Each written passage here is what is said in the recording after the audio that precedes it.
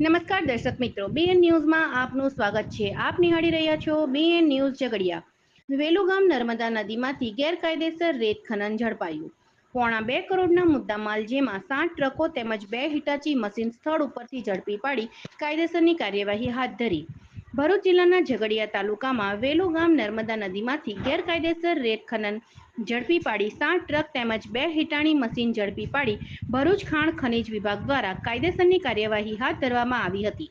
મળતી માહિતી મુજબ વેલુગામ નર્મદા નદીમાં ગેરકાયદેસર રેત ખનન ચાલી રહ્યું હતું, જે બાતમી મુજબ ભરૂચ ખાણ ખનીજ વિભાગના અધિકારીઓ દ્વારા આકસ્મિક રેડ કરતા ગેરકાયદેસર રેત ખનન ઝડપાયું હતું. આ બાબત ખાણ ખનીજના અધિકારીએ ટેલિફોનિક વાતચીતમાં જણાવ્યું હતું કે સ્થળ ઉપરથી 60 જેટલી ટ્રકો તેમજ 2 હિટાચી મશીન જપ્ત કરી જપ્ત કરેલ વાહનો ઉમલા પોલીસ મથકે મૂકવામાં આવ્યા છે. આ બાબતની જાણ ઝઘડિયા મામલતદારને કરતા મામલતદાર સ્થળ ઉપર આવી કાયદેસરની કાર્યવાહી હાથ ધરી હતી.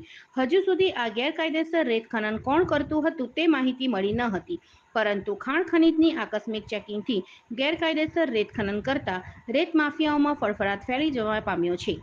Reporter Malik Sirajuddin, BN news Jhagadia.